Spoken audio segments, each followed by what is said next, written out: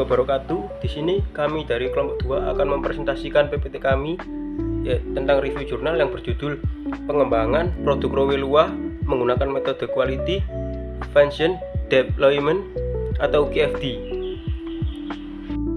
Sumber Barat Daya merupakan daerah prioritas penanganan stunting yang membutuhkan inovasi produk pangan lokal. Salah satu pangan tradisional dari daerah ini adalah Rowe Lua. Rowe Lua merupakan sejenis bubur berwarna hijau dari daun ubi yang telah ditumbuk. Pengembangan produk ini diharapkan mampu meningkatkan nilai tambah dan memenuhi kebutuhan konsumen. Dalam hal tersebut, metode Quality Function Deployment atau QFD digunakan untuk menerjemahkan kebutuhan keinginan konsumen. Penelitian ini bertujuan untuk mengidentifikasi syarat-syarat teknis yang perlu diprioritaskan dalam pengembangan produk Rowe Lua sebagai makanan lokal Sumba Barat Daya agar sesuai dengan preferensi pelanggan. Selanjutnya ialah pada bagian metode, di mana peneliti menggunakan pendekatan metode House of Quality sebagai bagian dari Quality Function Deployment atau QFD, menggunakan data primer dan sekunder, di mana data primer diperoleh dari kuesioner atau wawancara, sedangkan data sekunder diperoleh dari jurnal atau sumber lain yang relevan. Adapun tahapan dalam pengelolaan, yang pertama ialah ada uji validitas dan uji reliabilitas. Untuk uji validitas digunakan untuk mengetahui apakah suatu instrumen pengukuran itu valid dengan kriteria jika R hitung lebih besar dari R tabel, maka data valid, begitu juga sebaliknya. Lalu dalam uji reliabilitas digunakan untuk menunjukkan tingkat keandalan atau kepercayaan terhadap suatu pengukuran dengan dikatakan reliable jika konstan dalam memberikan jawaban yang sama. Pada jurnal, uji validitas dan reliabilitas menunjukkan bahwa kepentingan dan kepuasan itu valid. Dalam uji validitas diperoleh R hitung lebih besar dari L tabel. Sedangkan pada reliabilitas, kepentingan dan kepuasan konsumen juga valid karena dari metode Cronbach alpha lebih besar dari 0,600. Lalu untuk analisis data menggunakan atribut persyaratan konsumen atau WAT dengan tujuan untuk mendapatkan informasi berupa kalimat dari para responden yang kemudian diterjemahkan menjadi atribut suara konsumen.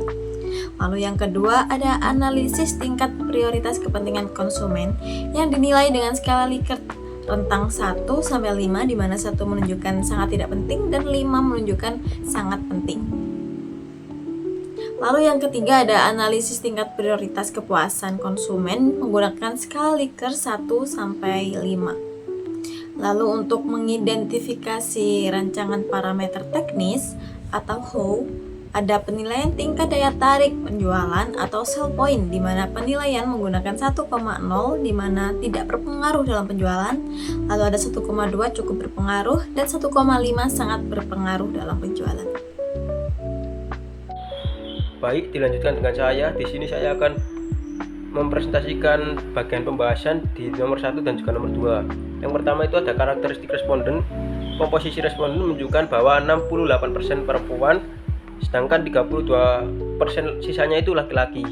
Dalam hal usia, mayoritas responden 37% berada pada usia 21 tahun hingga 30 tahun. Sebuah kelompok usia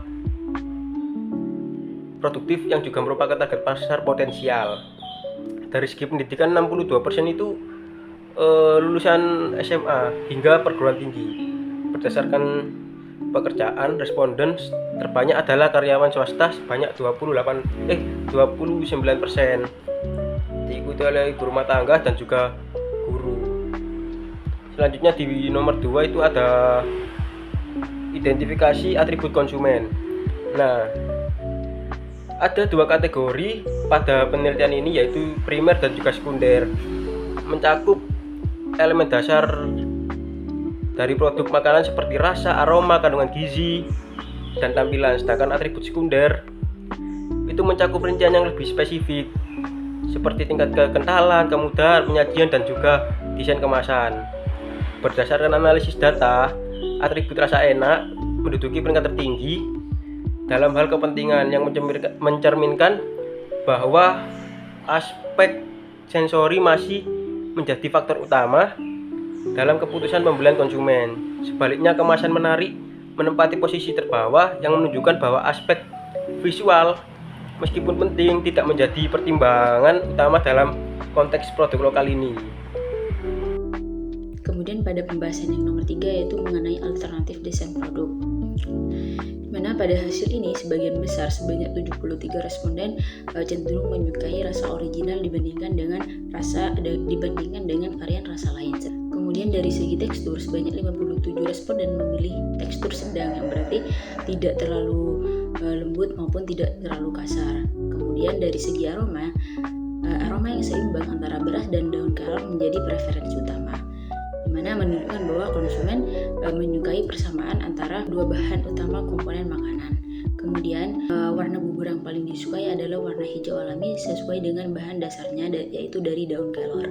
Kemudian dalam aspek kemasan dan harga, aluminium foil menjadi pilihan karena fungsinya yang baik dalam menjaga kesegaran.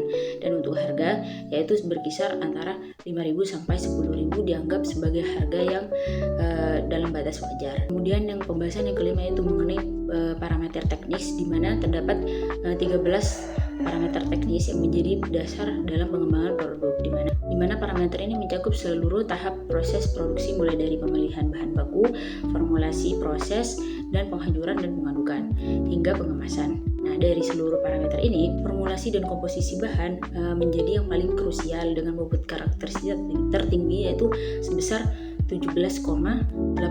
Nah, hal ini menegaskan pentingnya kombinasi antara bahan dan takaran menciptakan rasa dan tekstur yang diinginkan oleh konsumen. Kemudian sebaliknya, lama pengadukan hanya memberikan kontribusi yang paling kecil yaitu dengan nilai 1,9%, di mana hal ini menunjukkan bahwa waktu pengadukan tidak terlalu mempengaruhi persepsi konsumen terhadap kualitas produk. Baik, selanjutnya pada hasil HOQ atau House of Quality digunakan untuk menetapkan hubungan antara kebutuhan konsumen dan parameter teknis. Hubungan antar aspek dinilai menggunakan tanda lingkaran dengan skor 9. Hubungan antar spek yang kuat. Nah, untuk skor 3, hubungan antar spek sedang. Dan untuk tanda segitiga skor 1, hubungan antar spek lemah. Serta tanpa simbol apapun itu berarti tidak ada hubungan apapun antar aspeknya. Nah, diagram HOQ ini menunjukkan bahwa atribut seperti rasa, aroma, dan juga kandungan gizi itu memiliki hubungan yang kuat dengan parameter seperti formulasi bahan, jenis bahan baku, dan lama pemasakannya. Nah, ini menegaskan bahwa perbaikan pada spek-spek teknis tersebut akan berdampak langsung pada peningkatan kepuasan konsumen. Selain formulasi dan juga peningkatan posisi bahan baku, lama pemasakan, dan juga pengemasan. Nah, kombinasi dari kelima parameter ini mampu memenuhi 65,8%. Keinginan konsumen menjadikan landasan utama dalam desain produk tersebut. Terima kasih.